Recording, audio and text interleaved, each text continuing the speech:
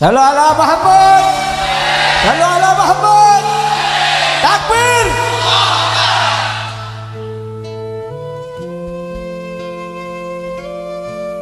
Assalamualaikum warahmatullahi wabarakatuh. Bismillahirrahmanirrahim. Alhamdulillahil ahad. Wassalatu wassalam ala man fis sama ismuhu Ahmad wa fil ardi ismuhu Muhammad wa ala alihi wa sahbihi amma ba'd. Yang saya cintai, yang saya muliakan, para alim ulama, para habaib, para kiai, para asatid, para tokoh masyarakat, para aparat pemerintah, wabil khusus guru-guru kita, Al-Habib Fahmi Al-Muhdar, Al-Habib Reza Al-Hamid, Al-Habib Husain Al-Attas, Al-Habib Abdullah Al-Haddad, Al-Habib Abdullah bin Agil, Al-Habib Bidin Al-Habsyi beserta seluruh para habaib. Wabil khusus yang saya cintai, yang saya muliakan, Khadimul Majlis Al-Ustadz Gus Imam beserta seluruh jamaah, hadirin hadirat, bapak-bapak, ibu-ibu, khususnya para pemuda-pemudi sekalian, umat baginda Nabi besar Muhammad yang selalu dimuliakan oleh Allah Subhanahu wa taala. Alhamdulillah, segala puji dan syukur kehadirat Allah Subhanahu wa taala, yang dimana Allah Subhanahu wa taala menjadikan lidah-lidah kalian sebagai lidah-lidah yang basah dengan bersolawat kepada baginda Nabi besar Muhammad. Allah Subhanahu wa ta'ala menjadikan lidah-lidah kalian sebagai lidah-lidah yang tidak pernah kering daripada memuji baginda Nabi besar Muhammad. Saudara-saudara, kalian tahu lidah-lidah yang di dunia yang basah dengan bersolawat kepada Nabi, kelak di akhirat akan menjadi lidah-lidah yang basah dengan telaga Al-Kautsarnya baginda Nabi besar Muhammad. Tidak ada lidah yang lebih mulia di muka buminya Allah selain lidah yang basah dengan bersolawat kepada baginda Nabi besar Muhammad sallallahu alaihi wasallam. Saudara-saudara, Nabi Muhammad sallallahu alaihi wasallam tidak butuh engkau bersolawat kepadanya. Nabi tidak butuh engkau memujinya. Nabi tidak butuh engkau memuliakannya. Nabi tidak butuh engkau mengagungkannya. Tetapi engkau yang butuh memuliakan Nabi Muhammad. Engkau yang butuh bersolawat kepada Nabi. Engkau yang butuh memuji Nabi Muhammad. Ma madahtu Muhammadan bi qasidati walakin mudiha qasidati bi Muhammadin. Aku tidak memuji Nabi dengan syairku. Aku tidak memuliakan Nabi dengan syairku, akan tetapi syairku yang menjadi mulia karena telah memuliakan Nabi Muhammad. Syairku yang menjadi terpuji karena telah memuji baginda Nabi besar Muhammad. Jadi kalian duduk di majelis ini memuliakan Nabi, bukan Nabi yang bertambah mulia. Kalian duduk mengagungkan Nabi, bukan Nabi yang bertambah agung. Kenapa? Kemuliaan Nabi tidak ada batasnya. Andaikan lautan menjadi tinta, pohon-pohon menjadi pena, digunakan untuk melukis kemuliaan Nabi, laut jadi tinta, pohon jadi pena, tidak akan sanggup melukis kemuliaan Nabi Muhammad. Kalian bersolawat kepada Nabi, bukan Nabi yang menjadi mulia, tapi kalian yang menjadi mulia karena telah memuliakan Nabi Muhammad. Kalian yang menjadi agung karena telah mengagungkan baginda Nabi besar Muhammad sallallahu alaihi wasallam. Oleh karena itu rugi, oleh karena itu celaka bagi orang-orang yang lidahnya selalu kering daripada bersolawat kepada Nabi Muhammad. Sungguh celaka, sungguh rugi orang-orang yang ketika disebutkan di hadapannya namanya Nabi, apapun namanya Nabi, Muhammad ke, Ahmad ke, Mustafa ke, Murtada ke, Mujtaba ke, Yasin ke, Toha ketika disebutkan namanya Nabi dia tidak mau bersalawat kepada Nabi, itu orang-orang yang dilaknat oleh Allah Subhanahu wa taala. Diceritakan Al-Imam Ibn Munziri di dalam kitabnya, beliau menceritakan bahwasanya di zaman Nabi Muhammad ketika itu ada seorang pemburu kijang yang membawa buruannya kijang di hadapan Nabi Muhammad. Ketika dia lewat di hadapan Nabi dengan izin Allah, kijang tersebut mengadu, berbicara kepada Nabi Muhammad, "Ya Rasulullah, tadi aku sedang mencari makan, ini pemburu, dia buru aku, kemudian dia membawa aku, sedangkan aku meninggalkan anak-anakku di kandang.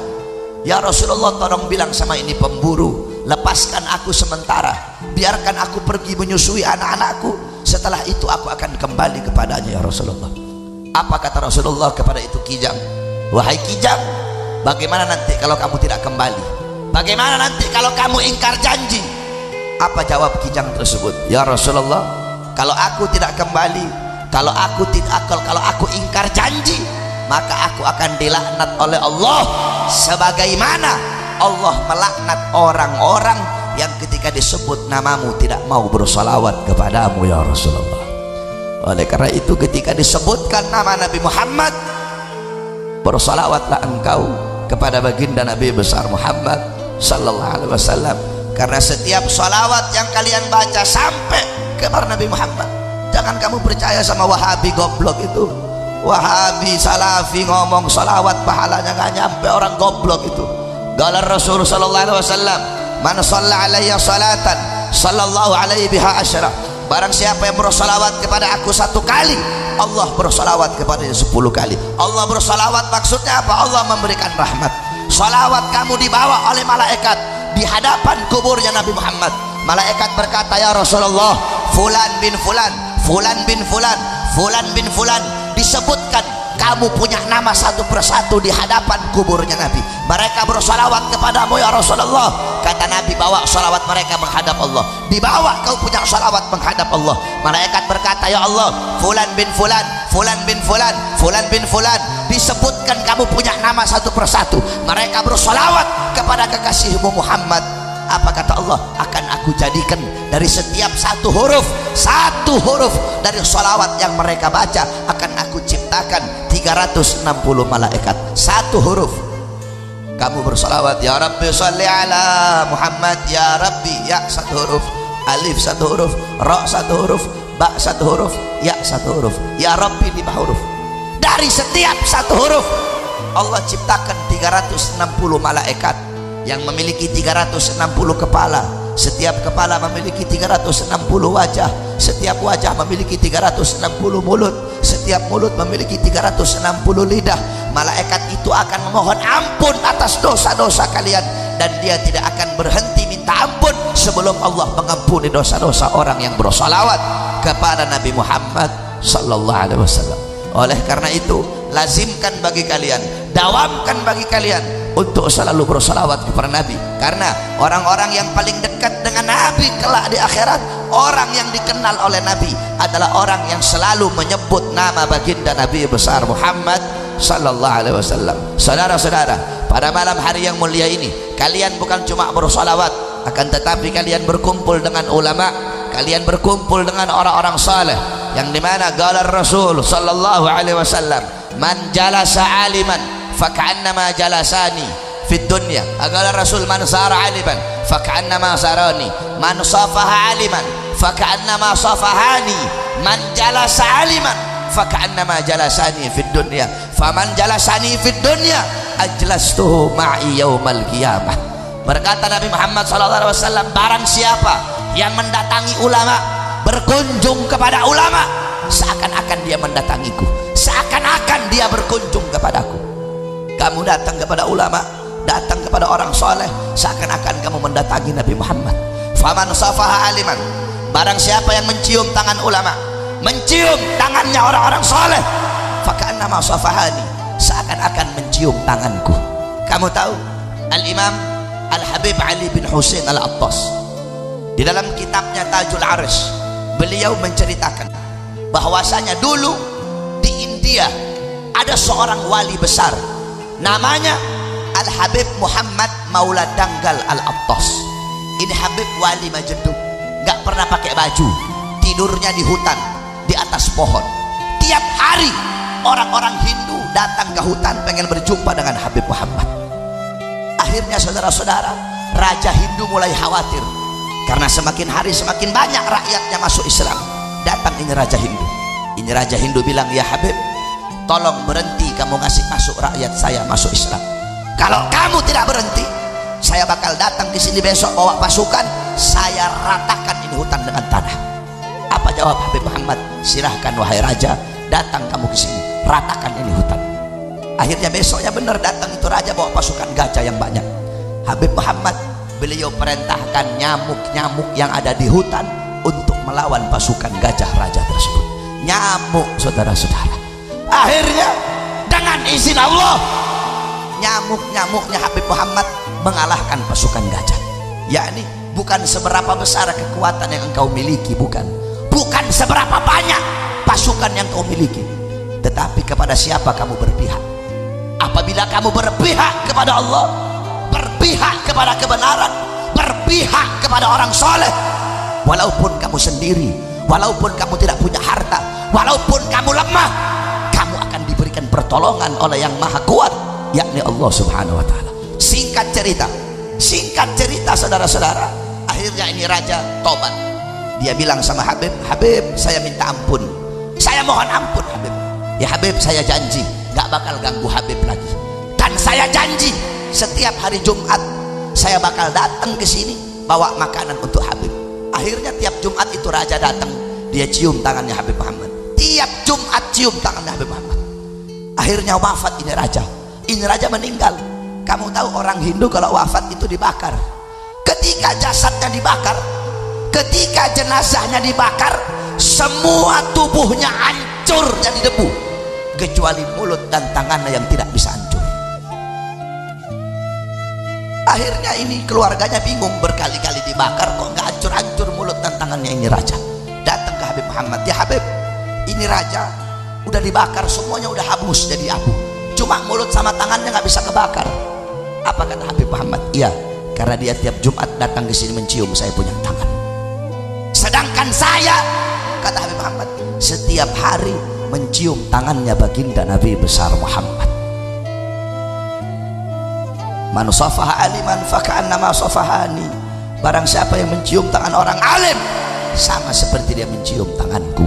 Faman jalasa aliman, dan barang siapa yang duduk berkumpul bersama ulama, duduk berkumpul bersama orang-orang soleh, faka'annama jalasani fid dunya, maka seakan-akan dia duduk denganku di dunia. Dan barang siapa yang duduk dengan aku di dunia, kelak di akhirat akan aku dudukkan dia bersama aku. Saudara-saudara, orang-orang yang beruntung di akhirat, kamu mau tahu orang-orang yang berbahagia di akhirat bukan orang-orang yang hanya datang sekedar bawa pahala sholat, bawa pahala puasa, bawa pahala zakat, bawa pahala jihad, bukan. Orang-orang yang beruntung di akhirat, orang-orang yang kedua matanya dihalalkan oleh Allah untuk memandang wajah indah baginda Sayyidina Muhammad. Orang-orang yang beruntung di akhirat, orang-orang yang hidungnya dihalalkan oleh Allah untuk mencium wanginya jasad baginda Nabi besar Muhammad. Nah, nanti di akhirat, kelak di akhirat, saya dan kalian, kita nggak bakal bisa berjumpa dengan Nabi, nggak bakal bisa memandang wajahnya Nabi, nggak bakal bisa mencium jasadnya Nabi kalau di dunia kita jauh dari pewaris Nabi Muhammad. Siapa? Ulama. Jadi kadar kedekatan kalian dengan Nabi di akhirat itu menurut kadar kedekatan kalian di dunia dari majelis-majelis seperti ini, dari para ulama. Kalau di dunia kamu dekat dengan ulama, dekat dengan habaib, duduk di majelisnya ulama, sering duduk di majelis ilmu, tidak diragukan lagi di akhirat kamu akan dekat dengan Nabi Muhammad.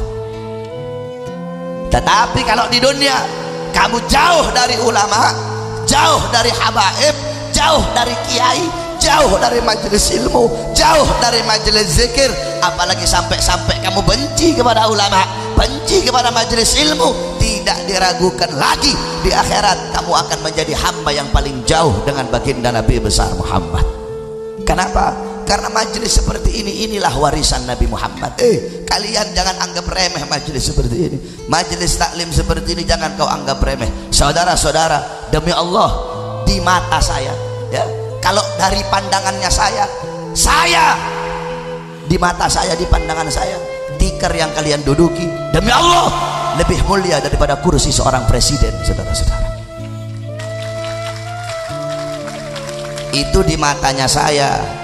Nggak tahu kalau di matanya Agil Sirot. Kalau di matanya saya, kursi yang tikar yang kalian duduki, rumput yang kalian duduki lebih mulia daripada kursi seorang presiden, saudara-saudara. Kenapa? Karena ini majelis ilmu. Kenapa? Ini majelis zikir. Kenapa? Ini majelis salawat. Majelis seperti ini, inilah warisan baginda Nabi besar Muhammad. Kenapa? Nabi tidak mewariskan harta, tidak mewarisi pangkat, tidak mewarisi jabatan, tidak mewarisi tahta, tidak mewarisi kekuasaan, tidak mewarisi emas, tidak mewarisi permata, tidak mewarisi berlian, uang. Bukan itu warisannya Nabi. Warisannya Nabi apa? Warisannya Nabi ilmu, amal, akhlak, wara, khauf, ikhlas, sabar, takwa, istiqamah, zuhud, ibadah, qanaah, khasyah, raja, syauq, amar ma'ruf, nahi mungkar, jihad, ibadah dan lain-lainnya. Itu warisan Nabi Muhammad. Kalian duduk di sini pada malam hari ini untuk menerima warisan Nabi Muhammad. Maka setelah kalian mendapatkan warisannya Nabi, adakah yang lebih mulia? Adakah yang lebih bermanfaat? Adakah yang lebih mahal selain dari warisan Nabi? Tidak ada, saudara-saudara. Kalau mau dibandingkan, kamu duduk di sini mendapat warisan Nabi Muhammad, yakni ilmu. Di luar sana kamu dapat warisan 1 triliun. Demi Allah, duduk di sini mendapatkan warisannya Nabi lebih bermanfaat, lebih mahal, lebih berharga, lebih baik, lebih utama bagimu di dunia dan akhirat daripada warisan 1 triliun harta yang hanya akan menyusahkan kehidupanmu di dunia dan di akhirat kelak. Oleh karena itu, saudara-saudaraku, jangan pernah engkau jauh dari majelis ilmu, jangan pernah engkau jauh dari ulama, jangan pernah engkau jauh dari orang-orang saleh. Cintai mereka walaupun engkau bukan ulama. Kamu preman, kamu tatoan, kamu pemabok, kamu pelacur, kamu pezina, cintai mereka. Kata Imam Syafi'i, uhibbus salihin walau lastu minhum. Aku cinta kepada ulama, aku cinta kepada orang-orang soleh walaupun aku bukan bagian daripada mereka. Padahal Imam Syafi'i sendiri ulama, Imam Syafi'i sendiri orang soleh, tapi beliau mengeluarkan makalah seperti itu. Aku cinta ulama, aku cinta orang soleh walaupun aku bukan bagian daripada mereka. Kamu tahu kemarin di Jakarta, waktu itu ada salah satu laskar FBI yang tatoan. Nah kemudian tiba-tiba itu fotonya di polisi tunjuk-tunjuk tatonya, ini laskar FBI tatoan. Apa saya bilang, mending orang tatoan tapi cinta ulama, mending tato cinta ulama daripada Tito yang mengkriminalisasi para ulama.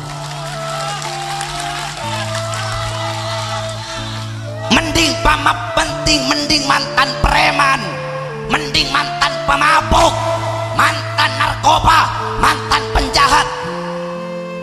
Itu orang ini kalau datang ke Jakarta lihat masuk ke pondok pesantren saya kaget kalian. Kalian kira penjara.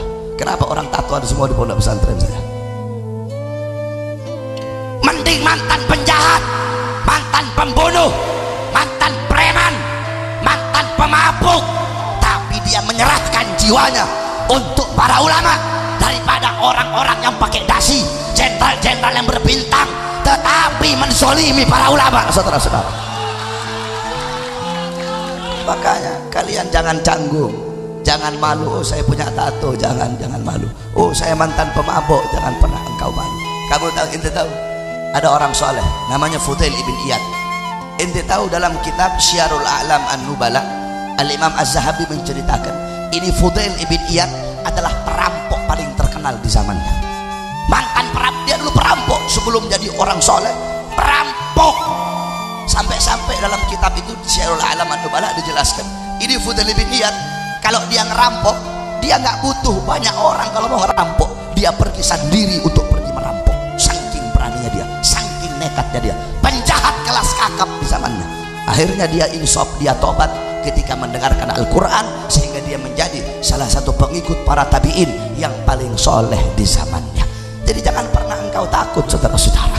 Oleh karena itu cintai ulama, cintai orang soleh, walaupun kamu bukan bagian daripada mereka, walaupun kamu bukan daripada mereka, kamu cintai mereka, ikuti amal mereka pelan-pelan. Qal al-Habib Ali bin Muhammad al-Habsyi, fasa' fi ma sa'u washrab ma'al qaum ma'hum ala yahbak rabbak mithla ma qad habahum.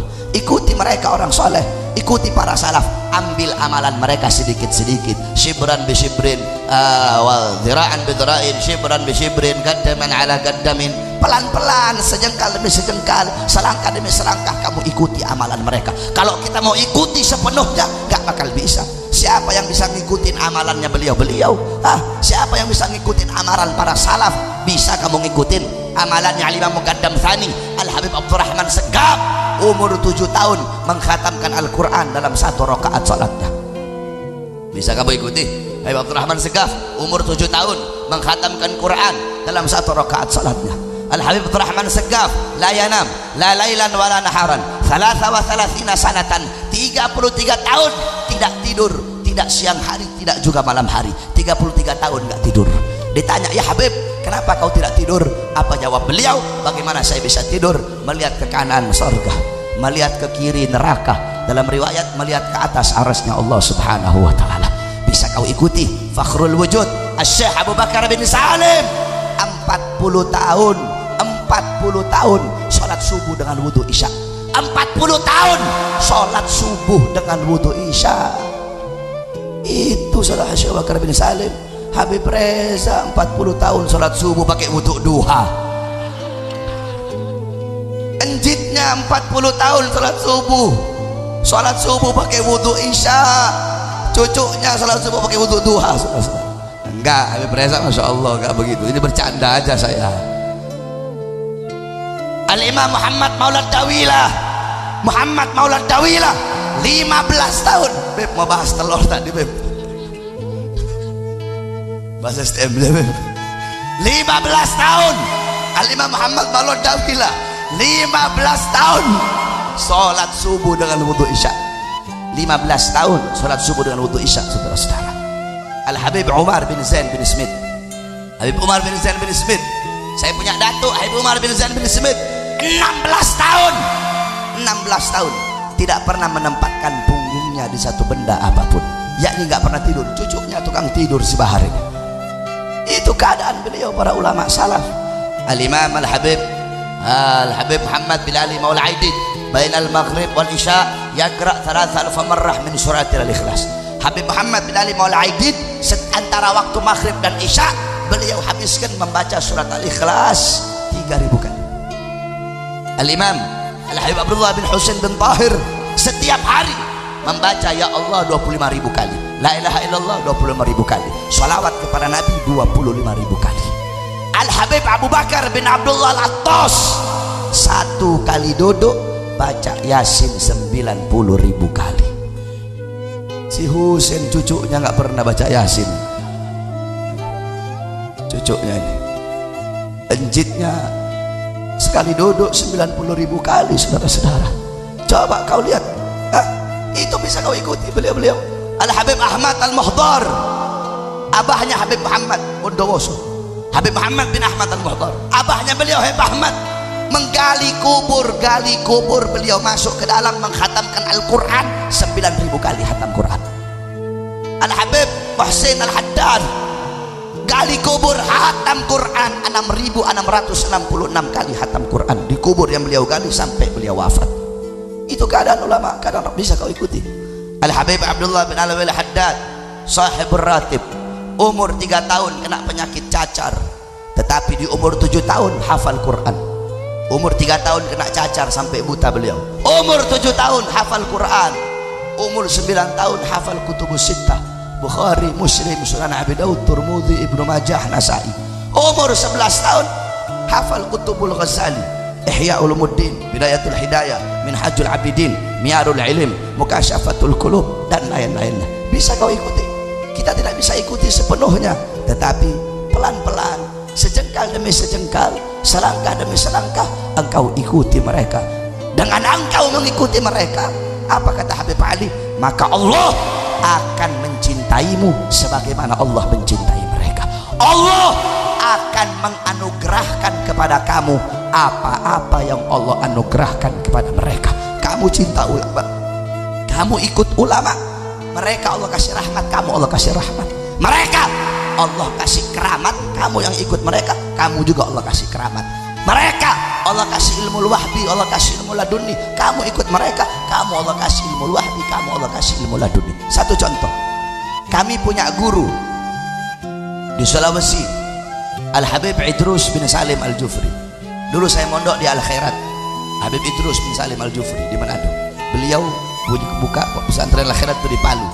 Setelah selesai di sana baru saya mondok di Bangil, Darul Lughah wa Da'wah Al-Habib Hasan Baharun. Saudara-saudara, itu Al-Khairat dari kayu. Al-Khairat itu dari kayu. Di bawah kantor Al-Khairat, di atas tempat santri. Ada satu santri namanya Haji Amin. Sangat cinta dia sama Habib Idrus. Itu saking cintanya dia, kalau Habib Idrus panggil Amin, dia nggak mau turun lewat tangga, dia loncat dari atas langsung ke bawah.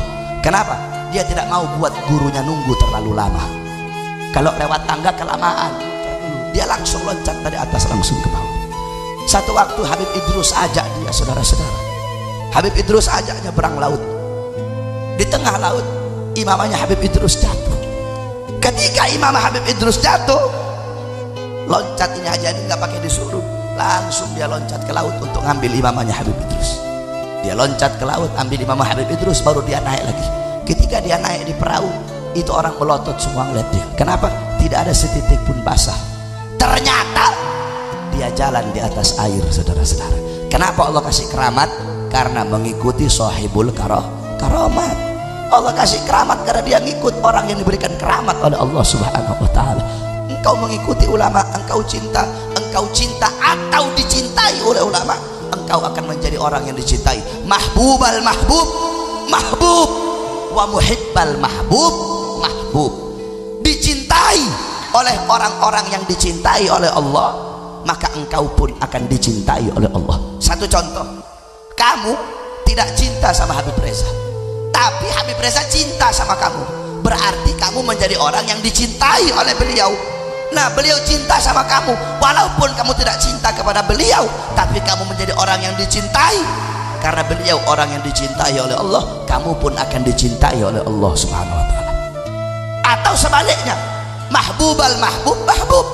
Habib Reza gak cinta sama kamu, tapi kamu cinta sama beliau, kamu jadi pecinta. Walaupun kamu tidak dicintai, tapi kamu mencintai, kamu akan menjadi orang yang dicintai oleh Allah. Kenapa? Karena kamu mencintai orang-orang yang dicintai oleh Allah Subhanahu wa taala. Jadi jangan kau jauh dari ulama. Itu wasiat saya kepada anak-anak muda yang ada di sini. Jangan kau jauh dari ulama, jangan kau jauh dari orang-orang saleh. Ad-dunya mal'un, mal'un wa ma fiha illa zikrullah wa ma wala wa aliman wa muta'alliman. Dunia ini mal'un, dunia ini terkutuk, dunia ini hina, dunia ini bejat, dunia ini biadab, dunia ini bangsat, wa ma fiha, dan hal-hal yang ada di dalamnya semuanya terkutuk, illa kecuali zikrullah, mengingat Allah, berzikir. Orang-orang yang taat, orang-orang yang patuh kepada Allah, orang-orang yang dalam hatinya mencintai Allah, dalam hatinya penuh rasa takut kepada Allah, tidak pernah merasa aman dari azab dan siksa Allah. Orang-orang yang sujud, yang bertekuk lutut di hadapan Allah, yang menghinakan diri di hadapan pencipta, menghinakan diri di hadapan yang maha mulia. Orang-orang yang lidahnya basah dengan Al-Quran, dengan tahlil, dengan tahmid, dengan tasbih, dengan takbir, dengan tamjid, dengan salawat. Wa aliman, orang-orang yang alim, para ulama, para ustadz, para guru-guru, para kiai, para habaib. Wa muta'alliman, dan para penuntut ilmu, orang-orang yang duduk di majelis ilmu, orang-orang yang duduk di majelis zikir, para santri-santri yang duduk di majelis-majelis ilmu. Cuma ini golongan-golongan yang mulia di muka buminya Allah. Selain daripada itu, siapapun dia, seberapa banyak hartanya dia, seberapa besar pangkat dan jabatannya, seberapa mulia nasab dan keturunannya, kalau dia tidak mau jadi orang alim, tidak jadi orang alim, tidak mau jadi penuntut ilmu juga tidak mau, termasuk dalam golongan mal'un yang dimaksudkan oleh baginda Nabi besar Muhammad sallallahu alaihi wasallam. Oleh karena itu, saudara-saudara, cintai para ulama, cintai para habaib, ikuti mereka. Man tashabbaha biqaumin fahuwa minhum, muhibbal qaum yalhaq bil jamaah, al mar'u ma'a man ahab. Barang siapa yang menyerupai suatu kaum, man tashabbaha bi qaumin, barang siapa yang menyerupai suatu kaum maka dia sama dengan kaum tersebut. Engkau menyerupai ulama, Habib Reza pakai peci, kau ikut pakai peci. Habib Reza pakai sorban, kau ikut pakai sorban. Habib Reza pakai sarung, kau ikut pakai sarung. Yang penting kalau Habib Reza kawin lagi jangan ikut kamu ya. Lagian Habib Reza juga nggak bakal berani kawin lagi, takut istri Habib Reza itu. Saudara-saudara sekalian yang dimuliakan oleh Allah, engkau menyerupai ulama, mengikuti para ulama, engkau sama dengan mereka. Mereka dimuliakan oleh Allah, engkau pun akan dimuliakan oleh Allah. Tetapi jikalau engkau mengikuti orang-orang barat, mengikuti orang-orang kafir, mengikuti orang-orang Yahudi, mengikuti orang-orang Nasrani, mereka dilaknat, engkau pun akan dilaknat. Sebagaimana dalam hadis, qala Rasul sallallahu alaihi wasallam, la tattabi'unna sanana aw sunanal ladzina min qablikum shibran bi shibrin wa dira'an bi dira'in hatta law dakhalu fi juhri ad-dab lattaba'tumuhum. Qala ya Rasulullah, al-yahud wan nasara. Qala faman. Nabi Muhammad bersabda, sungguh nanti umatku akan mengikuti generasi golongan sebelum mereka, sejengkal demi sejengkal, selangkah demi selangkah mereka ikuti golongan-golongan terdahulu, sampai-sampai sekalipun golongan terdahulu itu masuk ke dalam lubangnya dop. Dop itu ada orang bilang biawak, sebenarnya dop itu bukan sama, tidak sama seperti biawak. Kalau biawak itu hidup dua alam, kalau dop itu hidupnya di padang pasir. Kalau biawak hukumnya haram dimakan, kalau dop itu hukumnya halal. Beda dop. Dop itu dia lebih putih dari biawak. Kalau biawak coklat, kalau dop itu agak kuning dia karena hidupnya di padang pasir. Kalau biawak itu halus, kalau dop itu ekornya ada kayak buaya gitu, ekornya ada roge-rogenya gitu. Kalau dop hukumnya halal dimakan, kalau biawak itu hukumnya haram. Nah, kata Rasul, sekalipun generasi terdahulu masuk dalam lubang dop, masuk dalam lubang biawak padang pasir, mereka juga ikut masuk. Yakni maksudnya apa? Orang Yahudi, orang Nasrani, mereka rambutnya ngepang-ngepang, kamu ikut ngepang-ngepang. Orang Yahudi, orang Nasrani, telinganya bolong-bolong, kamu ikut telinganya bolong-bolong. Orang Yahudi, orang Nasrani pakai celana sobek-sobek, kamu ikut pakai celana sobek-sobek. Perempuannya buka aurat telanjang, kamu ikut buka aurat telanjang. Mereka homo, kamu ikut homo. Mereka lesbi, kamu ikut lesbi. Mereka mabok, kamu ikut mabok. Mereka narkoba, kamu ikut narkoba. Selangkah demi selangkah, perlahan-lahan kamu ikuti dia. Kamu tidak langsung ikut. Jadi tasyabuh di sini itu wazannya tafaul dalam ilmu sharaf, yakni bimakna mutawa'ah, bimakna tadarruj, bimakna takalluf, yakni nggak langsung, perlahan-lahan kamu ngikut. Nggak langsung kamu ikuti. Pertama kamu kenali dulu orangnya. Oh, saya ini mulai suka sama Messi, gocekannya bagus ini. Akhirnya lama-lama kamu cari tahu kepribadiannya. Oh, si Messi dia suka makan babi. Akhirnya kamu ikut. Jadi saya juga mau ikut makan babi, saya ikut ini. Kamu ikut pelan-pelan, lama kelamaan kamu sudah mengikuti budaya mereka, adat mereka, kebiasaan, adat istiadatnya, cara berpakaian kamu seperti mereka, cara kepribadian kamu, cara makan, semua cara hidup kamu seperti mereka. Lama kelamaan kamu masuk ke dalam agama mereka. Makanya kalian anak-anak muda, apalagi khususnya kan nih, banyak di sini yang udah tobat katanya, jangan pernah kamu malu tunjukkan keislaman kamu. Khususnya kalian anak-anak muda, jangan malu dengan identitas Islam kamu, jangan malu dengan pakaian kamu, jangan malu dengan peci kamu, jangan malu dengan sarung kamu, jangan malu dengan sorban kamu. Kalau kamu pakai peci, pakai sorban, pakai baju koko, pakai sarung lewat, terus ada yang bilang so alim. Nah, biasanya kan banyak tuh, kalau anak-anak muda pakai peci, anak muda pakai sarung, yang tua-tuanya ngomong so alim kamu. Jangan kamu dengar, iblis itu saudara, itu iblis yang ingin menjauhkan kalian anak-anak muda dari pakaian dan sunnah Nabi Muhammad SAW. Banyak ini anak muda bikin majelis, anak muda gandeng, semua preman-preman digandeng sama dia agar insaf. Yang tua ngomong, halah siapa itu anak kemarin sore itu, nah, ini Ustaz, ini kencingnya belum lurus ini. Kamu tahu kalau ada orang tua kayak begitu sama kayak iblis. Kenapa? Iblis ketika Allah suruh sujud sama Adam, iblis begitu, halah siapa ini Adam ya Allah, Adam anak kemarin sore ya Allah. Adam siapa anak kemarin sore? Saya lebih dulu kau ciptakan ya Allah.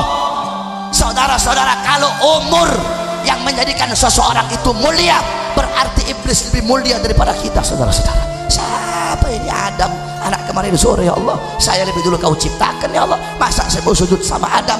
Iblis hanya memandang Adam dari lumpur dan tanah saja. Iblis tidak tahu di balik lumpur dan tanah akan tercipta taman-taman yang indah, saudara-saudara. Makanya jangan kau lihat, oh ini justru yang tua itu kalau lihat yang muda maju, harusnya mereka dukung, 100%. Kenapa? Karena kelak ujian dan rintangan ke depan itu lebih bejat, lebih bahaya daripada ujian sekarang ini. Makanya saya dakwah ini baru 12 tahun saya dakwah. Udah jalan 12 tahun saya dakwah. Kalau ada yang baru-baru dakwah setahun, 2 tahun, 3 tahun, saya bilang kamu harus lebih berani dari saya, kamu harus lebih hebat dari saya, kamu harus lebih jago dari saya, kamu harus lebih segala-galanya dari saya. Sebab kenapa? Ujian ke depan, ujian kamu bakal lebih berat daripada ujian saya. Makanya kamu harus lebih segala-galanya dari saya. Ini malah yang tua ngomong, ini kamu anak muda, anak kemarin sore, ente fulan, ente men ente bin man ente fulan anak siapa ente? Ente siapa ente? Anak kemarin sore ente udah mau buka majelis ente siapa ente? Orang kayak begitu iblis yang ingin menjauhkan kalian dari syariat Nabi Muhammad. Jadi jangan engkau dengarkan, kalian anak-anak muda harus maju. Kenapa, saudara-saudara? Subhanul yom rijalul qad, pemuda masa kini adalah pemimpin-pemimpin masa depan. Kamu tahu nasib bangsa, nasib negara, nasib agama kita ke depan berada di tangan kalian, wahai anak-anak muda. Kalau anak-anak mudanya baik, anak-anak muda taat kepada Allah, anak-anak muda patuh kepada Allah, besok kampung kalian bakal baik, kota kalian bakal makmur, negara kita bakal baik.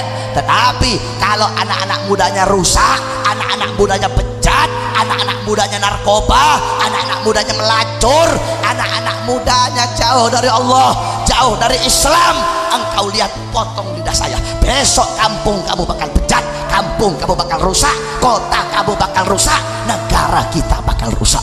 Oleh karena itu jangan pernah kamu malu, tunjukkan keislaman kamu, tunjukkan identitas Islamnya kamu. Orang Kristen pakai kalung salib, dia tidak malu kemana-mana. Pakai kalung salib nggak malu, alek-alek, hengki-hengki, joni-joni. Coba kamu lihat, pakai rambut begitu nggak malu pinggir jalan, masa kamu pakai sarung malu, saudara-saudara? Mereka pakai celana sobek-sobek nggak malu, masa kamu pakai sarung, pakai sorban kamu malu? Jangan pernah kamu malu. Kamu tahu saya ceramah kemana-mana, naik turun pesawat kemana-mana saya pakai sarung. Sampai pernah saya cerita sama kamu, saya diundang di satu restoran, ada saya dibawa sama satu haji. Restoran itu makanan paling murah di situ 1 juta, paling murah satu porsi 1 juta. Yang lain makan wow gaya-gayaan, orang-orang saya lihat itu makannya duduknya begini, pakai garpu, itu lemcop itu kayak daging domba muda yang diasapin pakai salad hitam, itu pakai selada hitam, itu dipakai garpu gitu, makannya terus pakai pisau, udah kayak artis. Saya duduk begini, saya makan, semua orang lihatin saya, bodoh amat, nggak ada urusan sama ente. Ini sunnah, saudara-saudara, tidak ada urusan, ya, tidak ada urusan, saudara-saudara. Jangan pernah kamu malu dengan sunnah-sunnah Nabi Muhammad SAW. Jangan pernah kamu pakai baju koko, pakai apa, biara jenggot. Jangan takut dibilang teroris, jangan takut dibilang teroris. Kenapa? Ini apa ini?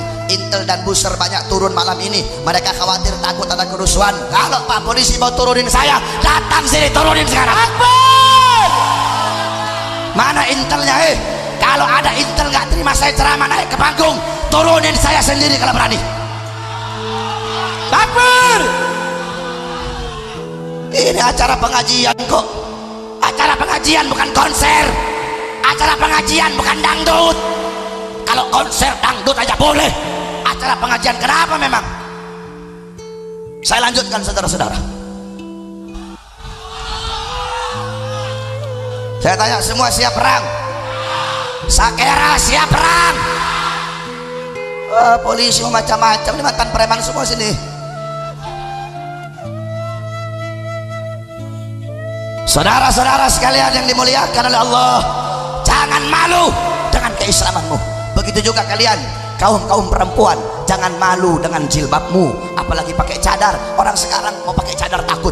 Kenapa? Takut dituduh teroris. Pakai cadar takut diejek apa? Diejek ninja.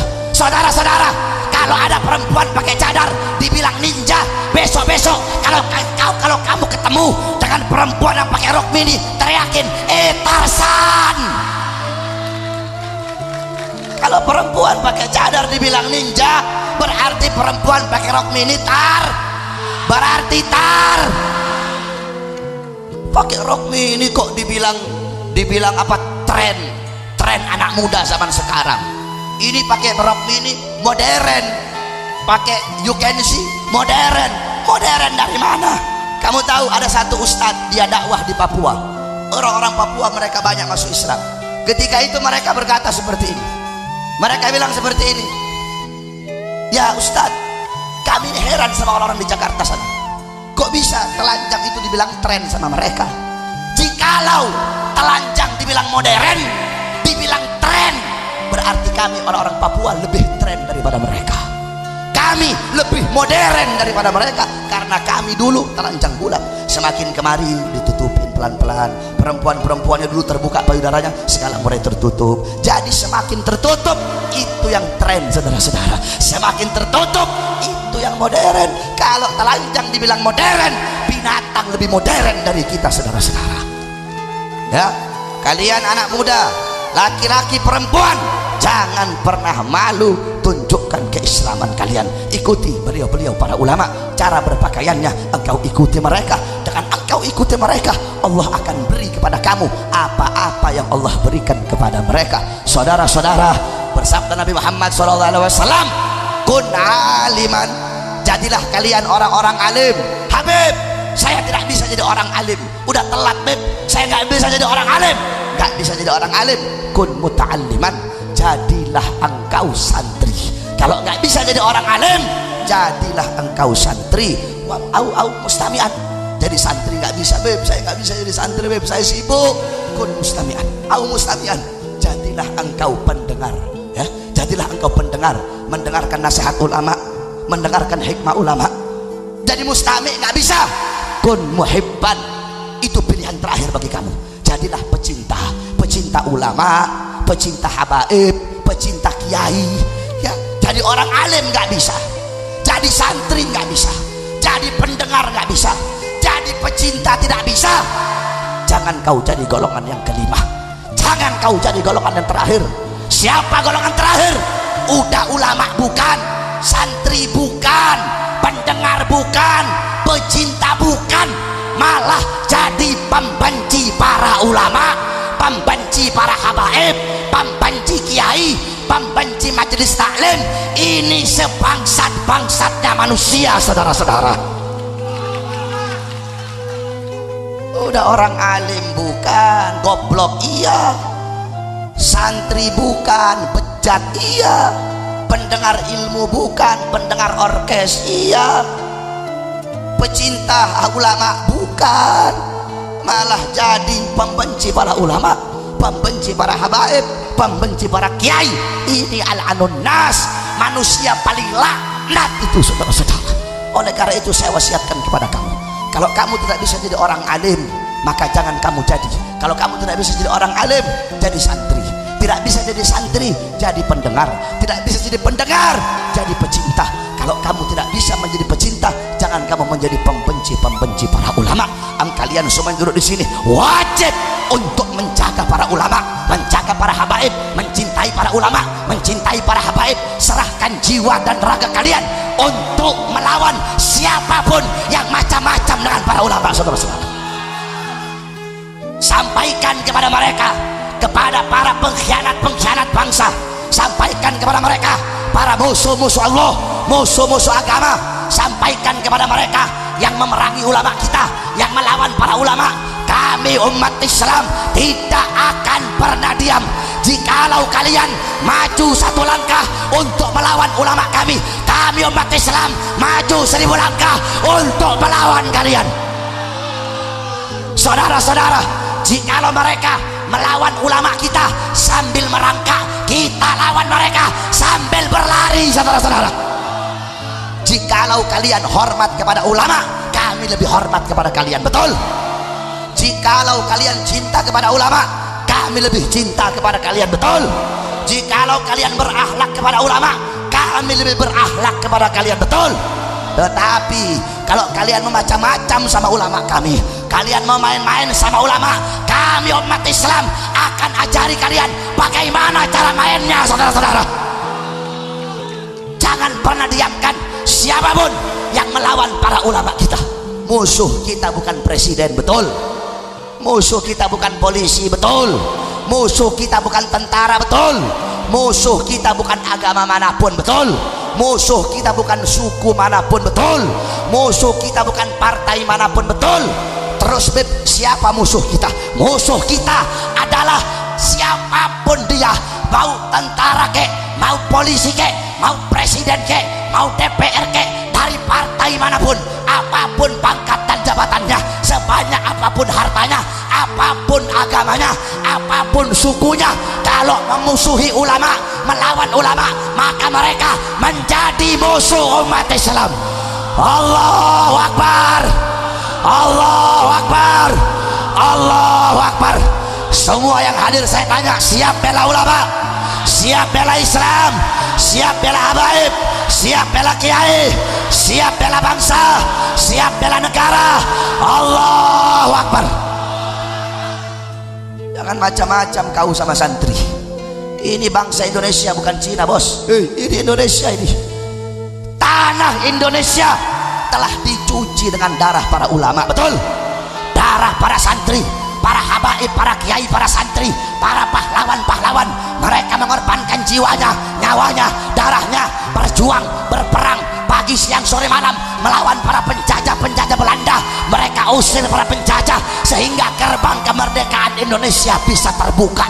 Kalimat apa, seruan apa, teriakan apa yang menggema di langit Indonesia? Saudara-saudara, teriakan, suara, gema yang terdengar di langit Indonesia, yang keluar dari mulut anak-anak muda Surabaya khususnya, umumnya Jawa Timur, untuk mengusir para penjajah Inggris adalah kalimat Allahu Akbar. Sampai-sampai Bung Tomo mengatakan, apa kata Bung Tomo? Kalau tidak ada Allahu Akbar, kalau tidak ada takbir, saya tidak tahu bagaimana memberikan semangat kepada anak-anak muda Surabaya. Makanya jangan macam-macam kamu sama santri.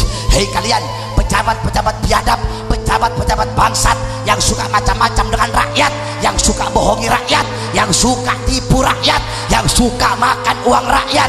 Saudara-saudara, demi Allah, kami para habaib, para kiai, para ulama tidak akan pernah meninggalkan rakyat Indonesia. Selama rakyat belum diberi keadilan dari para pejabat, maka selama itu kami akan bangkit melawan, menentang siapapun yang ingin menghancurkan dan menyengsarakan rakyat Indonesia. Saudara-saudara, ini kalau kita bela ulama dibilang anti Bhinneka Tunggal Ika, bela Quran dibilang anti Pancasila, bela Islam dibilang anti NKRI. Itu pejabat yang ngomong begitu, congornya aja itu ngomong begitu. Penakut itu mereka. Kamu tahu, mereka ini cuma congornya ngomong Pancasila, Pancasila, dikit-dikit Pancasila, tapi hatinya kosong dari nilai-nilai roh Pancasila, saudara-saudara. Bohong mereka. Ngomong Pancasila, hatinya kosong dari nilai-nilai roh Pancasila. Kami para santri jarang ngomongin Pancasila, tetapi demi Allah, Pancasila hidup abadi di dalam hati kami, saudara-saudara. Itu mereka ini setan-setan ini, kera-kera berdasi ini, ya mereka itu tiap Senin hormat bendera, tiap Senin hormat bendera, tapi mereka yang mengkhianati dan menodai merah putih, saudara-saudara. Kalau ente nggak khianati merah putih, nggak bakal ente korupsi uang rakyat. Kalau ente nggak khianati merah putih, nggak bakal jalan ada yang rusak, betul? Pejabat sekarang ini dul wajhin, tahu dul wajhin? Satu kepala, mukanya dua, satu di depan, satu di belakang. Butuh sama rakyat kalau ada maunya, butuh sama ulama kalau ada maunya, betul? Kalau mau pencalonan butuh sama rakyat. Contohnya Jokowi, udah nggak usah jauh-jauh Jokowi, saudara-saudara. butuh sama rakyat kalau ada maunya. Mau pencalonan masuk gorong-gorong. Kiai tenang, jangan takut Kiai. Bilang kalau ada apa-apa bilang aja sama saya Kiai. Kalau polisi tidak ada yang, kalau polisi mau nangkap jangan tangkap panitianya, tangkap saya Bahar bin Smith. Jangan panitia yang tangkap, panitia jangan ditangkap, sebab panitia nggak nyuruh beb ceramah yang keras ya, tidak, panitia tidak suruh begitu, sebab saya ceramah begini memang nggak bisa diatur. Kalau ada polisi mengatur saya, Habib ceramah jangan keras-keras, polisinya suruh naik ceramah, jangan saya. Saudara-saudara, coba kau lihat Jokowi belum jadi presiden, naik turun becak, naik turun bajai, keluar masuk pasar. Setelah jadi, yang susah tambah susah, yang miskin tambah miskin, listrik naik, BBM naik, utang banyak. Di Arab ada raja minyak, di Indonesia ada raja utang. Saudara-saudara sekalian yang dimuliakan Allah, bukan cuma Jokowi, presiden sebelumnya juga begitu, SBY dan lain-lainnya. Banyak para pejabat yang butuh kepada rakyat kalau ada maunya. Saudara-saudara, saya ini bukan orang partai, bukan, saya bukan ustadz partai, bukan. Sekarang kan banyak ustadz macam-macam, ada kiai kuning, ada kiai merah, ada kiai hijau, ada kiai biru. Tahu maksudnya? Ada kiai PKB, ada kiai P3, ada kiai Golkar, ada kiai PDI, ada kiai Demokrat, ada kiai Hanura, ada kiai Gerindra, ada kiainya Mak Banteng, ada kiainya Prabowo, ada kiainya Wiranto, ada kiainya SBY, ada kiainya si Brewok Surya Paloh. Akhirnya ustadz sama ustadz berantem, kiai sama kiai berantem, Habib sama Habib berantem. Kenapa? Urusan partai, gara-gara beda bendera. Ustadz sama ustadz saling berantem, kiai sama kiai saling berantem, Habib sama Habib saling berantem. Nah mereka pejabat begitu kebanyakan. Cuma ya banyak juga pejabat yang baik. Saudara-saudara, polisi sama seperti polisi. Kamu kira semua polisi buruk? Tidak, ada polisi yang baik, masih banyak polisi yang baik. Tapi tetap kalau di Indonesia banyakkan yang bangsat. Saudara-saudara, begitu juga pejabat. Kamu kira pejabat semuanya bangsat? Tidak, ada pejabat yang baik, tapi ya begitu, paling banyak pejabatnya bangsat. Butuh sama rakyat kalau ada maunya. Saudara-saudara, sebelum jadi berjanji, ini kebenaran, ini kenyataan. Sebelum berjanji, saya berjanji mensejahterakan rakyat, saya berjanji memakmurkan rakyat. Setelah jadi, rakyat mana yang makmur? Rakyat mana yang sejahtera? Saya tanya, ada kamu sejahtera? Saya tanya, jawab, ada kamu sejahtera? Ada kamu makmur? Yang susah tambah susah. Berapa banyak orang kelaparan, orang kehausan, mereka telanjang, mereka kelaparan. Saudara-saudara, yang makmur bukan rakyat. Terus Beb, yang makmur siapa? Yang makmur orang-orang asing, yang makmur perusahaan-perusahaan asing. Kita pribumi Indonesia menjadi budak di tanah kita sendiri. Saudara-saudara, nah makanya perlunya anak-anak muda yang baik, agar ke depan pejabat kita menjadi pejabat-pejabat yang baik. Mereka cuma mulut aja, mereka tiap Senin hormat merah putih, tapi hatinya kosong dari merah putih. Kita para santri jarang hormat merah putih, paling setahun sekali 17 Agustus. Tetapi demi Allah, walaupun kita jarang hormat merah putih hidup abadi dalam hati kami para santri. Saudara-saudara, kamu tahu mereka ini, mereka andaikan ada orang-orang asing, Amerika, Cina, atau siapapun mau datang ke Indonesia, merebut kedaulatan Indonesia, ya, merampok harta Indonesia, yang lari duluan mereka tuh yang ngomong Pancasila. Mereka yang lari duluan itu, NKRI harga mati. Mereka yang lari duluan itu. Kalian tahu, andaikan penjajah asing datang ke Indonesia, mau merebut kedaulatan Indonesia, merampas harta rakyat Indonesia, demi Allah, kami santri-santri yang pakai sarung berada di barisan paling depan untuk melawan, menjaga bangsa Indonesia. Saudara-saudara, kita santri berada barisan paling depan, mempertaruhkan jiwa dan nyawa untuk negara Indonesia. Mereka kemana? Kabur. Oleh karena itu, saudara-saudara, sekali lagi saya sampaikan, jadilah kalian anak-anak muda yang cinta kepada ulama, cinta kepada para habaib, cinta kepada para kiai. Jangan kau ikuti para pejabat. Kalau ada pejabat yang baik, kamu ikuti dia. Ada pejabat yang bagus, kamu ambil baiknya. Tapi kalau ada pejabat-pejabat yang buruk, mereka memusuhi ulama, jangan kau ikut-ikutan memusuhi para ulama. Contoh kemarin-kemarin, saudara-saudara, kalian semua tahu Ahok. Tahu Ahok? Anjing Ahok, tahu? Ya sama, anjing babi sama lah. Anjing bin babi, babi bin anjing, sama-sama saja. Ahok penista agama, penista Al-Quran, yang dibela sama Majelis Sirot. Tahu Ahok ya? Tahu ya? Tahu kenapa Ahok berani? Kenapa Ahok berani lawan Islam? Kenapa Ahok berani macam-macam sama Islam? Tahu? Karena banyak orang Islam yang membela Ahok. Andaikan nggak ada orang Islam bela dia, nggak bakal berani dia. Kenapa dia berani? Oh, tenang saja, PKB dukung saya kok. Tenang aja, ini Majelis Sirot dukung saya. Tenang aja, P3 dukung saya. Tenang aja, Ustadz ini, Kiai ini, Haji ini, ada Habibnya juga dukung dia. Kamu kira nggak ada Habib Bang Sandi terus Beb dukung Ahok Beb? Tapi kalau cuma Kiai, ada Habib juga dukung Ahok di sana. Nah makanya gara-gara ini bangsat ini Ahok jadi berani, saudara-saudara. Jadi sebelum kita bunuh Ahok, bunuh mereka dulu ini. Saudara-saudara, Ahok kalah dalam pilkada DKI. Kalahnya Ahok dalam pilkada DKI ya, itu tidak terlepas dari perjuangan seorang sosok yang bernama Al-Habib Rizik bin Hussein bin Syihab.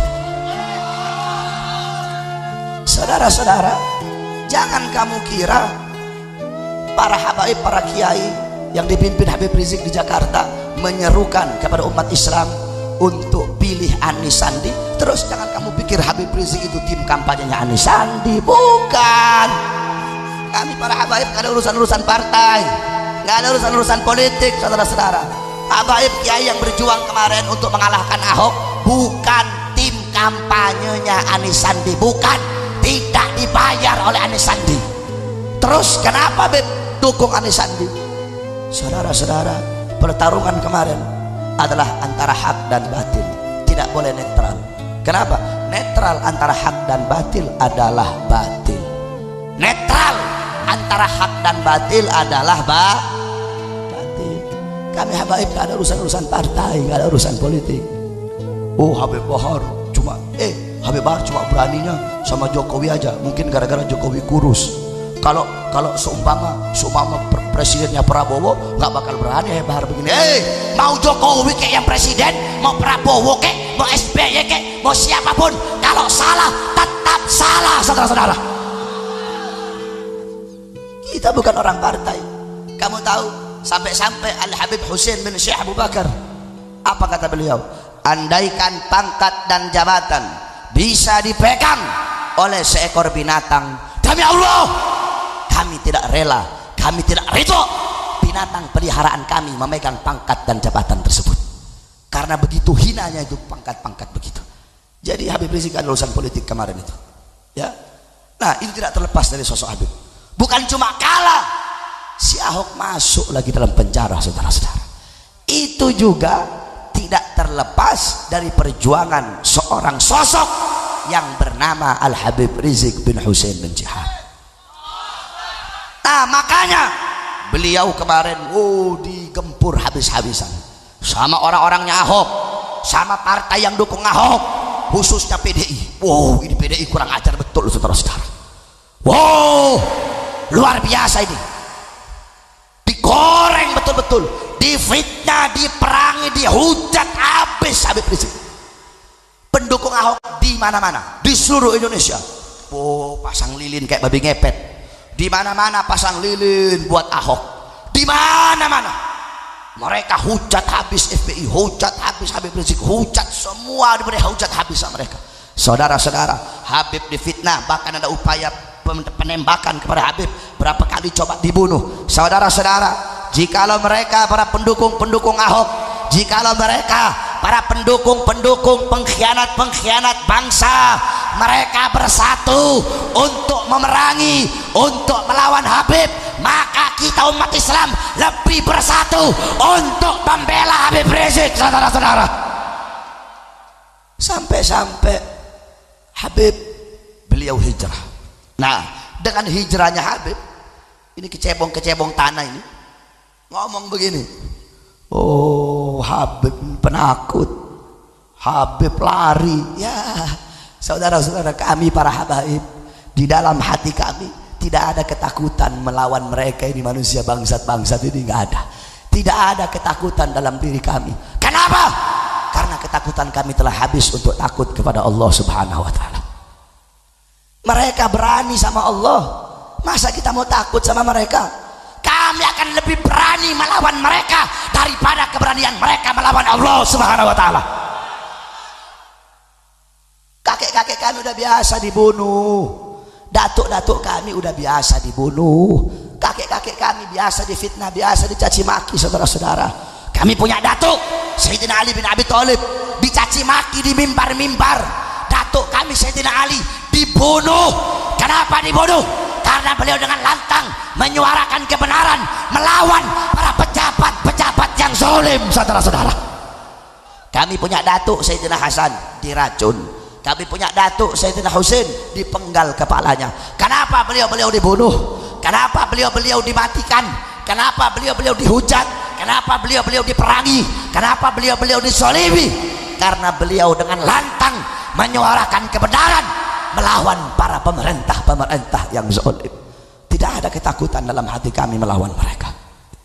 Bahar, hati kamu kalau ngomong, Bahar, jangan hina-hina pejabat. Nanti kamu dibenci sama pejabat, Bahar.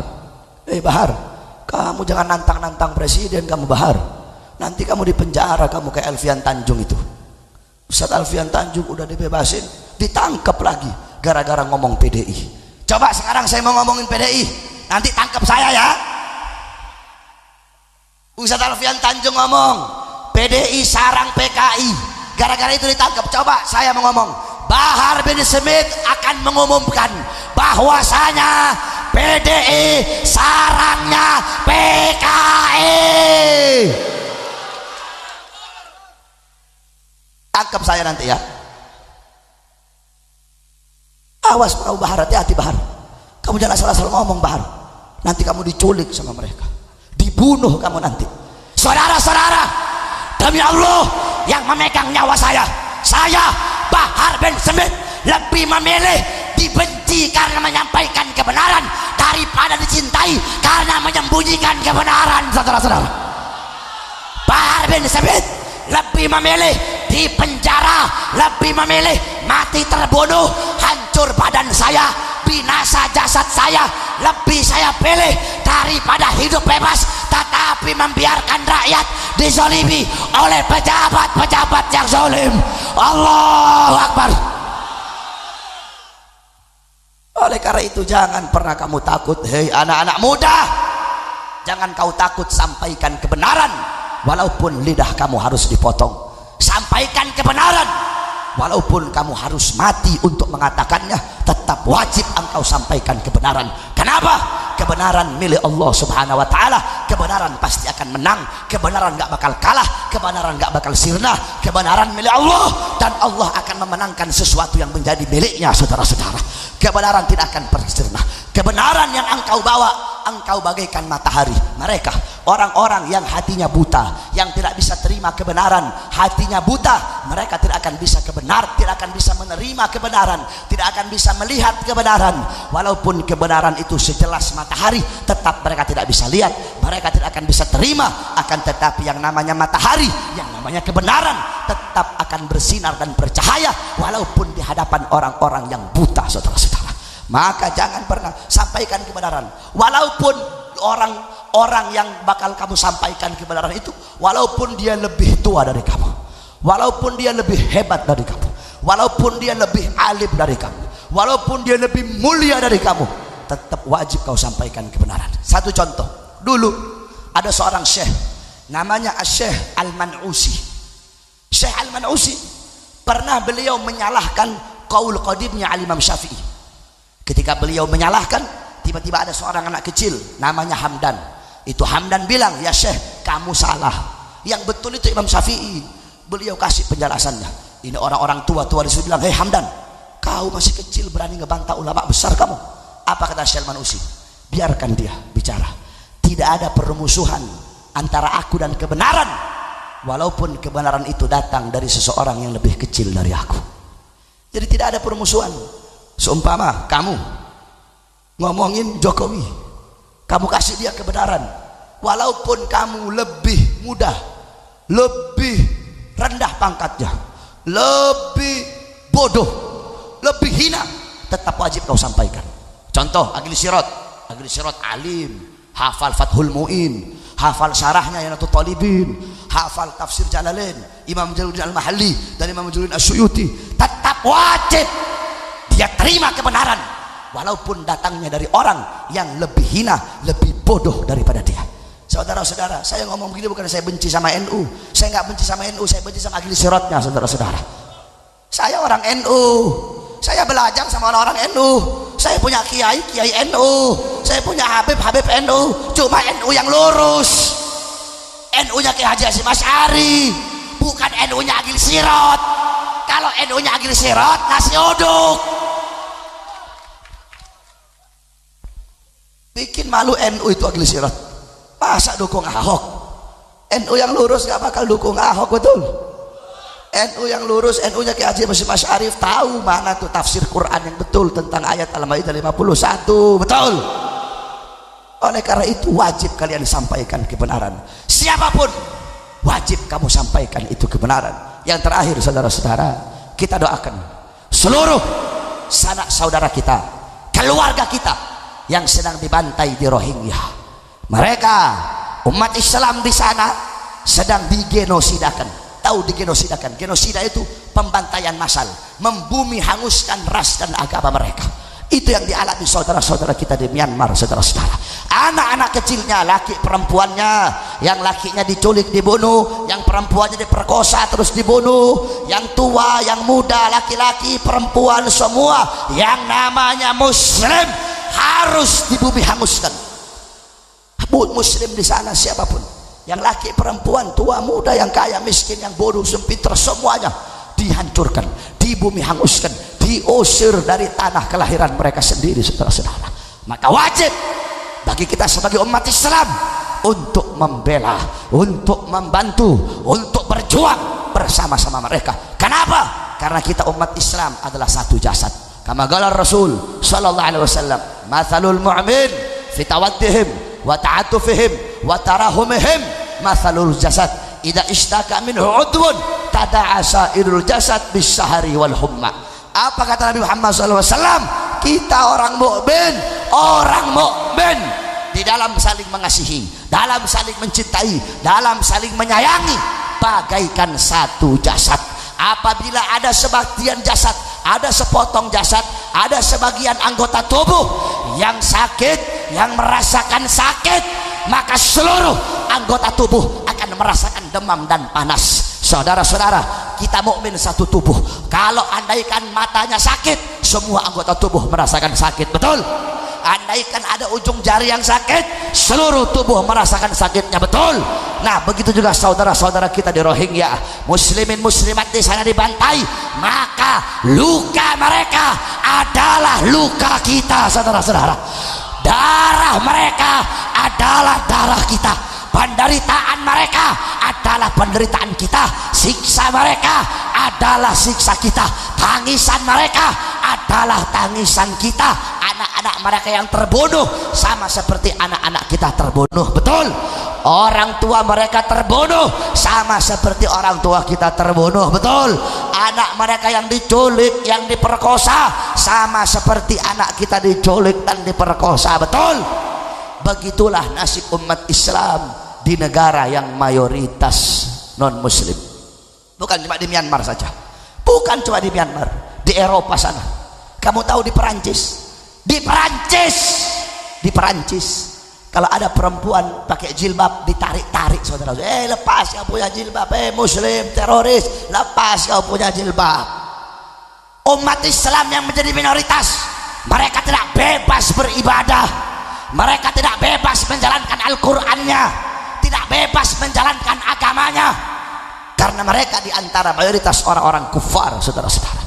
Begitu juga di Rohingya, karena mereka minoritas, karena mereka muslim, seakan-akan dunia internasional buta, saudara-saudara. Kenapa dunia internasional seperti PBB tidak mengutuk kejadian tersebut, tidak mengirim tentara perdamaian ke Rohingya?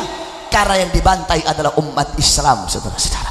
Andaikan yang dibantai itu Buddha, andaikan yang dibantai itu Hindu, andaikan yang dibantai itu adalah Kristen, andaikan yang dibantai itu Yahudi, maka itu langsung dunia internasional ikut campur. Kenapa?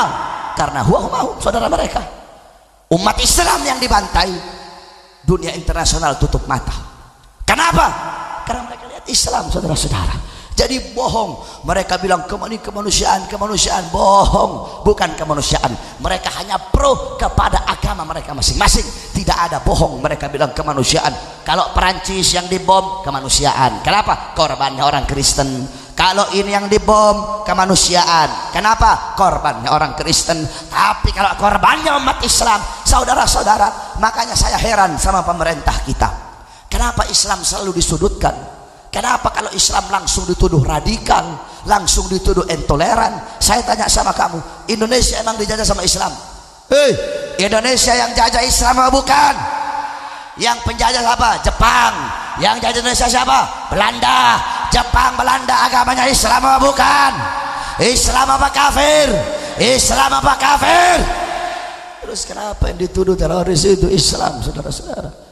Amerika menyerang Irak, menyerang Afghanistan, jutaan umat Islam yang mati.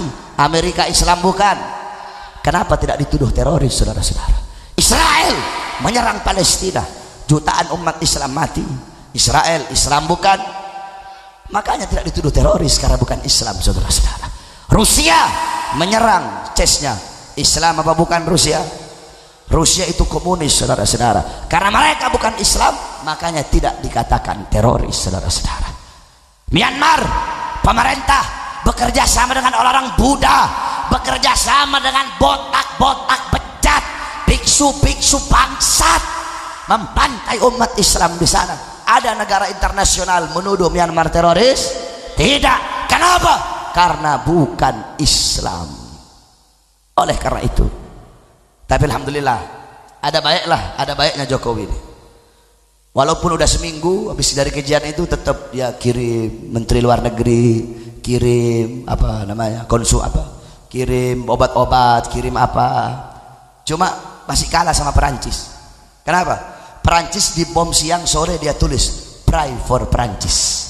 Kalau Rohingya nunggu seminggu dulu, saudara-saudara.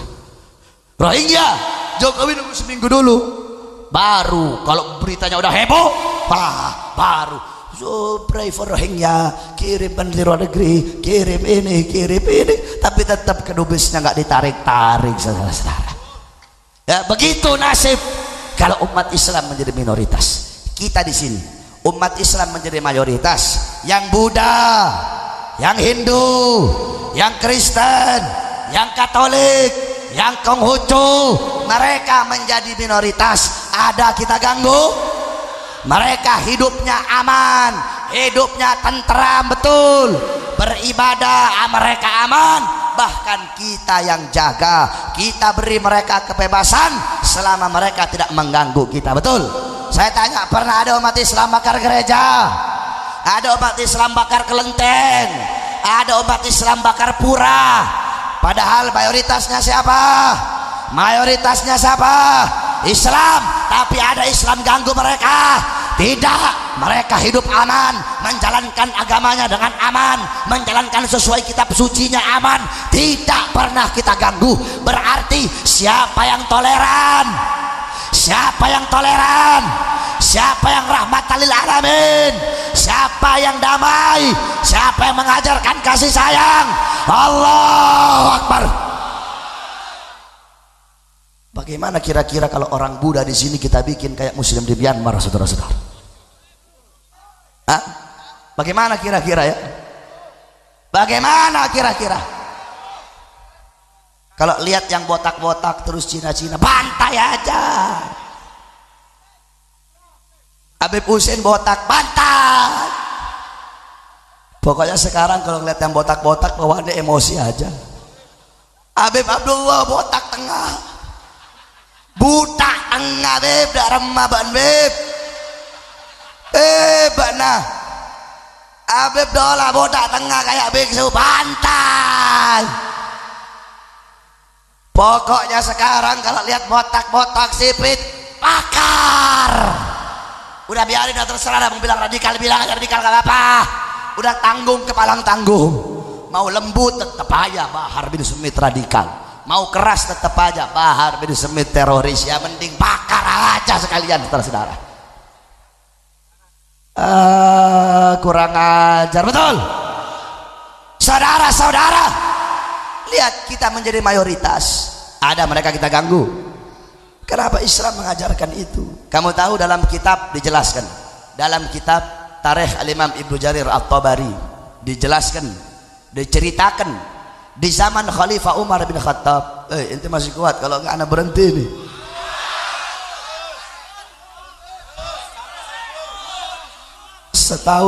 Setahunya saya orang Madura itu kuat-kuat. Orang Madura berani-berani, betul. Kalau ada orang Madura nggak kuat, nggak berani, bener orang Madura. Ya, siap, saudara-saudara. Dalam kitab Tarikh Al-Imam Ibnu Jarir At-Tabari diceritakan, di zaman Khalifah Umar bin Khattab menjadi khalifah, ketika itu gubernur Mesir adalah Amr bin As. Ketika Amr bin As jadi gubernur, ada rumahnya orang Yahudi. Amr bin As datang. Kemudian Amr bin As bilang, Yahudi, saya mau beli ini rumah kamu, mau bikin masjid. Kata orang Yahudi, mohon maaf, tidak bisa wahai gubernur, ini hartaku satu-satunya, tidak bisa saya jual. Akhirnya marah Amr bin As suruh anak buahnya, ayo ratakan, hancurkan di rumah, bangun masjid. Akhirnya saudara-saudara, ini orang Yahudi pergi ke Madinah, ngadu kepada Khalifah Umar bin Khattab. Dia bilang, Khalifah, saya tinggal di tempat yang mayoritas muslim di Mesir. Gubernur rampas hak saya, harta saya, rumah saya dihancurkan untuk dia bangun masjid. Saya minta keadilan wahai Khalifah. Marah Khalifah Umar bin Khattab. Apa kata Khalifah Umar bin Khattab? Ambil itu tulang onta. Ambil tulang onta. Khalifah Umar ambil, dia ambil pedang. Itu tulang onta digaris kayak huruf alif lurus dari atas ke bawah. Udah garis huruf alif, di bawahnya kayak harokat kasro gitu, nyerong malang gitu. Ini kasih kepada Amr bin As. Ini Yahudi bawa ke Amr bin As. Ketika Amr bin As dia kaget dia. Kenapa wahai Amr bin As? Aku tidak pernah lihat kamu ketakutan seperti itu. Ini isyarat dari Khalifah Umar bin Khattab bahwasanya nantinya aku bakal wafat, aku bakal mati bagaikan ini tulang. Maka hendaklah aku itu menjadikan hukum itu adil, harus adil, tajam di atas, tajam di bawah, seperti huruf alif, tajam di atas, tajam di bawah. Kalau aku tidak adil, maka kayak harokat kasro tadi ini, aku akan dibunuh oleh Khalifah Umar bin Khattab. Ayo cepat-cepat rubuhin ini masjid, baru bangun pondasi, rubuhin ini masjid, ini pondasi masjid, bikin lagi rumahnya ini orang Yahudi. Akhirnya kata Yahudi apa? Sudah cukup, tidak usah. Demi Allah, karena keadilan ini aku akan masuk Islam. Asyhadu an la ilaha illallah wa asyhadu anna Muhammadar Rasulullah. Lihat, Islam rahmatan lil alamin bukan? Damai tidak? Kalau yang minoritas tinggal mayoritas muslim, aman tidak? Itu yang diajarkan Islam. Sampai-sampai qala Rasul, man ada dzimmiyan faqad adani. Barang siapa yang menyakiti, yang memusuhi kafir zimmi, sama saja seperti dia memusuhi dan menyakitiku. Sampai segitunya saudara-saudara. Tetapi ingat, ada tapinya ya. Kalau lagi di sirat bawa itu nggak pakai tapi. Kalau saya ada tapinya. Tapi betul, Islam memang rahmatan lil alamin. Betul, Islam itu indah. Tetapi ingat, qala Rasul sallallahu alaihi wasallam, mathalul mu'min mathalu sabilatit tahab inna nafakhat alaiha ahmarat. Kata Nabi, perumpamaan mukmin itu kayak emas. Kamu lihat emas dipandang indah, betul, berkilauan, betul, emas enak dipandang. Begitu juga Islam ya. Islam itu lembut, betul. Islam rahmatan lil alamin, betul. tetapi jangan coba-coba kamu macam-macam dengan Islam. Bagaikan emas, inna nafakhat alaiha, kalau ditiupkan api, ya, yakni nafakhat, yakni apa? Nafakhat an-nar, ditiupkan api. Kalau ditiupkan api, maka ahmarat, itu emas tadi akan memerah. Emas dilihatnya kuning berkilauan indah, betul. Tapi kalau ditiupkan api, emas akan menjadi merah. Begitu juga kita umat Islam, begitu juga kita orang mukmin. Jangan macam-macam dengan saudara-saudara kita. Kita memang lembut, kita memang rahmat lil alamin. Tapi kalau kalian macam-macam dengan umat Islam, dengan saudara-saudara mukmin, kita akan memerah bagaikan emas yang ditiupkan api. Kita akan berdiri melawan sampai titik darah penghabisan, saudara-saudara. Allahu Akbar, Allahu Akbar, Allahu Akbar. Semua siap bela saudara muslim Rohingya, siap berjuang bersama mereka, siap melawan budak-budak Myanmar, siap berdarah. Allahu Akbar, Allahu Akbar, Allahu Akbar. Semoga Allah tolong saudara-saudara kita yang kuat jasadnya berangkat ke sana, yang tidak kuat hartanya yang nyampe ke sana. Harta nggak bisa nyampe, doanya saja. Nggak mau doa, jasad nggak mau ke sana, harta nggak mau ke sana, sumpel kau punya mulut pakai sempak, diam saja. Udah berangkat ke sana, enggak, harta nggak nyampe, doa enggak, malah komen kayak si Tito Kapolri. Apa dia ngomong kemarin? Itu Rohingya itu hanya alat untuk memojokkan presiden. Lah, apa hubungannya sama Presiden Jokowi? Habis Ramadan, habis Lebaran, saya kira makin baik, makin goblok, saudara-saudara. Apa hubungannya sama Jokowi? Siapa yang mau ngejatuhin Jokowi? Apa urusan Jokowi sama Myanmar? Kapolri kok nggak nyambung begitu, saudara-saudara? Banyak juga si Yakut itu, Yakut orang apa Yakut itu? Ansor ya dia ya. Ngomong ini bukan masalah agama, goblok, bukan masalah agama, terus masalah apa, goblok? Jelas-jelas si biksu bangsat Asin Wiratu dia ngomong kok, jelas-jelas dia ngomong muslim itu kayak ular, ular itu berbisa, dimanapun kamu temui mereka harus dibunuh. Kalau bukan masalah agama, masalah apa lagi? Jadi kalau kalian nggak mau ikut turun ke sana, hartanya nggak mau juga, nggak mau doa, sumpel mulutnya pakai sempak Hello Kitty, diam aja kau. Ya, diam aja. Kalau ke sana nggak mau, harta nggak nyampe, doa nggak mau, mending diam. Nggak usah kau komen-komen. Mudah-mudahan Allah berikan pertolongan kepada saudara-saudara kita yang ada di sana. Amin, amin ya rabbal alamin. Terakhir saudara-saudara, sebelum saya tutup, sama-sama kita baca Hizib Nasor yang dikarang oleh Sayyidina Al-Imam Asy-Syaikh Abil Hasan Asy-Syadzili. Hizib Nasor adalah Saiful Maslul, pedang terhunus yang siap untuk menebas siapapun musuh-musuh Islam. Kalau ada yang nggak hafal, amin amin aja ya. Kalau yang nggak hafal, amin amin, begitu saja. Bismillahirrahmanirrahim. Allahumma inni bisadati jabaruti kahrik wa bi sur'ati igathati nasrik wa bi ghalatika lintihaki huramatik wa bi himatika liman ihtama bi ayatik.